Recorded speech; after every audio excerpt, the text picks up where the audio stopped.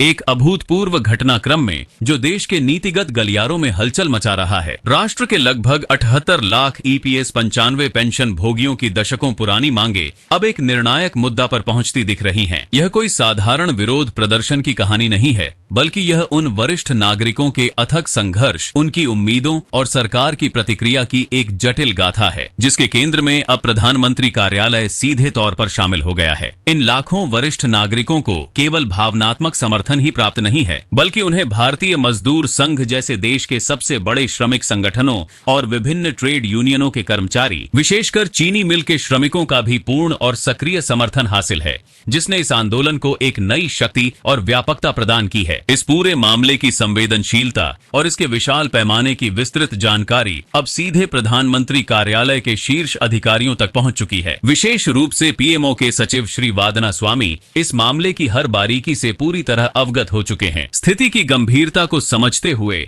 और सरकार के पक्ष को स्पष्ट करने के एक असाधारण कदम के तहत उन्होंने हाल ही में एक विशेष प्रेस कॉन्फ्रेंस का आयोजन किया। यह प्रेस कॉन्फ्रेंस अपने आप में अनूठी थी, क्योंकि इसमें पारंपरिक मुख्यधारा की मीडिया को आमंत्रित नहीं किया गया था। इसके बजाय केवल उन सोशल मीडिया इन्फ्लुएंसरों के विशेष सूत्रों को बुलाया गया जिनकी पहुंच करोड़ों लोगों तक है और जिनके माध्यम से लाखों ईपीएस 95 पेंशन भोगी नियमित रूप से अपडेट प्राप्त करते हैं। इस रणनीतिक रूप से आयोजित बैठक में श्री वादना स्वामी ने सरकार की ओर से तमाम पहलुओं पर स्थिति को साफ किया और प्रधानमंत्री श्री नरेंद्र मोदी की नीतियों का एक विस्तृत खुलासा किया, जो विशेष रूप से ईपीएस 95 पेंशन भोगियों से संबंधित थी। उन्होंने इस बात पर प्रकाश डाला कि पेंशनरों की जो 4 सूत्रीय मांगे लंबे समय से लंबित हैं, उन्हें मंजूर करने की दिशा में प्रधानमंत्री नरेंद्र मोदी के स्तर से किस प्रकार की कार्यवाही पहले ही प्रारंभ की जा चुकी है। श्री स्वामी ने बताया कि इस प्रक्रिया को अब अंतिम रूप दिया जा रहा है और इन दिन मांगों को पूरा करने की दिशा में प्रधानमंत्री व्यक्तिगत रूप से क्या कदम उठा रहे हैं, इसका एक खाका प्रस्तुत किया। यह स्पष्ट कर दिया गया है कि प्रधानमंत्री के विशेष सचिव के रूप में श्री अदनान स्वामी ने अब इस मुद्दे पर एक तरह से मोर्चा संभाल लिया है। उन्हें विशेष रूप से प्रधानमंत्री नरेंद्र मोदी द्वारा इस कार्य के लिए नियुक्त किया गया है कि वे मीडिया को, विशेषकर नए युग के डिजिटल मीडिया को, इस संवेदनशील मुद्दे पर सरकार की योजनाओं और कार्यक्रमों के बारे में जानकारी दें। इस नियुक्ति के बाद श्री स्वामी ने ईपीएस 95 पेंशनरों से जुड़े हर पहलू पर, चाहे वह वित्तीय हो, सामाजिक हो या मानवीय, प्रधानमंत्री के स्तर से हो रही प्रगति की जानकारी उन सोशल मीडिया इन्फ्लुएंसरों को दी जिनसे लाखों पेंशन भोगी सीधे जुड़े हुए हैं। श्री अदनान स्वामी ने अपनी ब्रीफिंग में एक एक बात को बड़ी स्पष्टता के साथ रखा और पेंशन भोगियों के मन में उठ रहे हर सवाल का साफ साफ जवाब दिया। उन्होंने यह भी संकेत दिया कि ईपीएस 95 पेंशन की राशि में कितने तक की वृद्धि हो सकती है, इसे कितना और बढ़ाया जा सकता है और सबसे महत्वपूर्ण, यह कब तक बढ़ाया जा सकता है। इस संबंध में एक विस्तृत ब्रीफिंग सोशल मीडिया इन्फ्लुएंसरों के सूत्रों को प्रदान की गई ताकि सही जानकारी पेंशन भोगियों तक पहुंच सके। इसी बीच पेंशन भोगी आंदोलन के सबसे बड़े चेहरे कमांडर अशोक रावत जी के नेतृत्व में आगामी 4 एवं 5 अगस्त को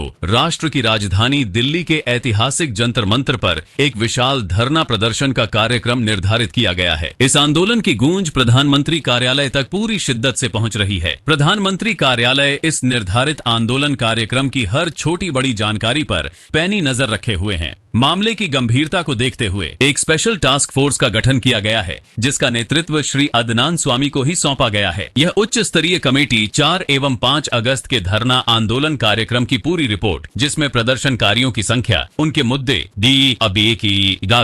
उनकी भावनाएं और कार्यक्रम का समग्र प्रभाव शामिल होगा, सीधे प्रधानमंत्री को मुहैया करवाएगी। इस दिशा में श्री अदनान स्वामी के नेतृत्व में गठित कमेटी ने अपना कार्यभार संभालते ही तेजी से काम करना शुरू कर दिया है। अपने कार्यकाल के पहले ही दिन कमेटी ने सोशल मीडिया इन्फ्लुएंसरों के सूत्रों को फिर से ब्रीफ किया और उन्हें यह आश्वासन दिया कि कैसे प्रधानमंत्री नरेंद्र मोदी को इस आंदोलन की पल पल की जानकारी मुहैया कराई जा रही है। उन्होंने बताया कि प्रधानमंत्री स्वयं इस मामले से जुड़ी तमाम फाइलों का गहन मुआयना कर चुके हैं और जो भी शेष कार्य हैं, उन्हें शीघ्रता से पूर्ण करने की प्रक्रिया में है। इस कार्य को गति देने के लिए ही प्रधानमंत्री नरेंद्र मोदी द्वारा इस विशेष दल का गठन किया गया है। यह दल आगामी 4 एवं 5 अगस्त को दिल्ली के जंतर मंतर पर होने वाले कार्यक्रम का जमीनी स्तर पर पूरा आकलन करेगा और इसकी एक विस्तृत तथ्यात्मक रिपोर्ट प्रधानमंत्री को सौंपेगा। सूत्रों के अनुसार प्रधानमंत्री श्री नरेंद्र मोदी पहले से ही इस बात का मन बना चुके हैं कि ईपीएस 95 के पेंशनरों को उनका वाजिब हक मिलना चाहिए और उन्हें पूरा लाभ प्रदान किया जाना चाहिए। उनकी मंशा है कि पेंशन भोगियों की 4 सूत्री सूत्रीय मांगों को,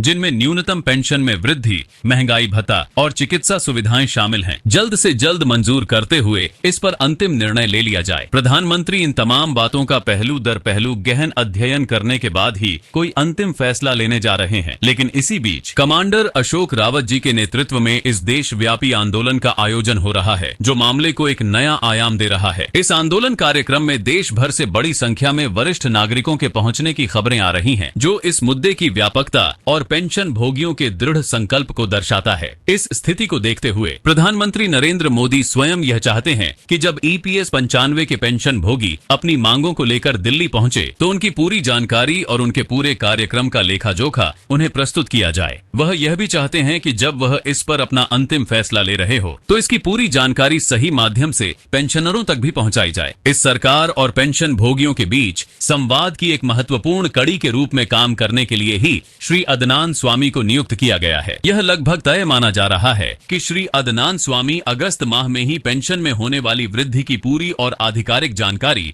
मीडिया को ब्रीफ करेंगे। अंदरूनी सूत्रों का कहना है कि पेंशन की बढ़ोतरी का कार्यक्रम लगभग तय हो चुका है और इस पर तमाम आवश्यक फैसले लिए जाने की प्रक्रिया अंतिम चरण में है। ऐसा अनुमान लगाया जा रहा है कि प्रधानमंत्री श्री नरेंद्र मोदी अगस्त के महीने में ही पेंशन भोगियों की 4 सूत्रीय मांगों में से कम 3 सूत्रीय मांगों को अपनी मंजूरी देते हुए उन्हें तमाम तरह के लाभ प्रदान कर सकते हैं। इसमें सबसे प्रमुख है पेंशन की राशि में एक सम्मानजनक वृद्धि, जो संभवतः 7,500 मासिक हो सकती है। इसके साथ ही पेंशन भोगियों को अन्य प्रकार की सारी सुविधाएं भी मुहैया कराई जा सकती हैं, जैसे कि महंगाई भत्ते, DA का महत्वपूर्ण प्रावधान, जो बढ़ती महंगाई से निपटने में उनकी मदद करेगा। इसके अतिरिक्त मेडिकल सुविधाओं में पति या पत्नी को भी शामिल करने वाली नियमावली को मंजूरी दी जा सकती है, जो लाखों परिवारों के लिए एक बड़ी राहत होगी। इन सभी फैसलों को एक साथ मिलाकर और तमाम गजट नोटिफिकेशन के साथ पेंशनरों के लिए जो अन्य कार्यक्रम निर्धारित हैं, उनका एक पूरा खाका तैयार करके उसे एक ठोस कानूनी रूप दिया जाएगा। यह कानून देश के सभी 28 राज्यों और केंद्र शासित प्रदेशों पर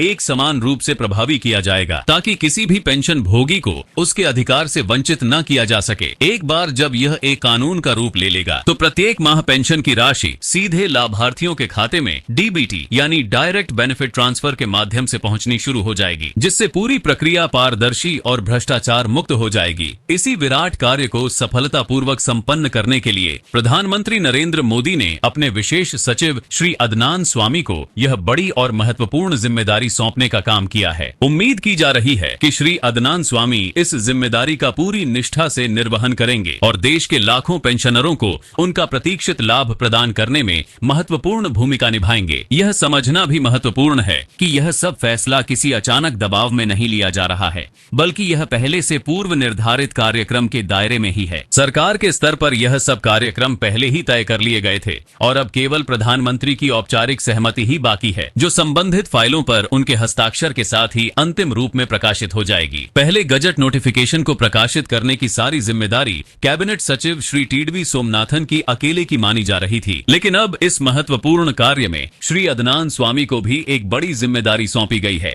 जिसमें वह श्री सोमनाथन का भरपूर सहयोग करेंगे। अब श्री TDV सोमनाथन और श्री अदनान स्वामी के कंधों पर संयुक्त रूप से गजट नोटिफिकेशन की सारी जवाबदेही सौंप दी गई है और यह सारा काम अगस्त माह में ही पूरा होना है। इस पूरी पृष्ठभूमि के बीच कमांडर साहब ने देश भर के पेंशन भोगियों से दिल्ली पहुंचने का आह्वान कर दिया है। कमांडर साहब के एक आह्वान पर देश के कोने कोने से पेंशन भोगियों की टीमें, जीवन के कई बसंत देख चुके वरिष्ठ नागरिकों के समूह आज दिल्ली के जंतर मंत्र के लिए प्रस्थान कर चुके हैं। कल ही बिहार के पटना के ऐतिहासिक गांधी मैदान में एक बड़ी मीटिंग हुई थी, जिसमें यह तय किया गया था कि बिहार से बड़ी संख्या में पेंशन भोगी दिल्ली पहुंचकर कमांडर अशोक रावत द्वारा आह्वान किए गए तमाम कार्यक्रमों में पूरी सक्रियता से हिस्सा लेंगे। इसी तरह देश के अलग अलग राज्यों, चाहे वह महाराष्ट्र हो, केरल हो, पंजाब हो या पश्चिम बंगाल, हर जगह से वरिष्ठ नागरिक अपनी मांगों की आवाज बुलंद करने के लिए दिल्ली पहुंच रहे हैं। और इसी गहमा गहमी के बीच प्रधानमंत्री का यह बड़ा फैसला सामने आ रहा है, जिसमें प्रधानमंत्री नरेंद्र मोदी ने श्री अदनान स्वामी के नेतृत्व में गठित कमेटी को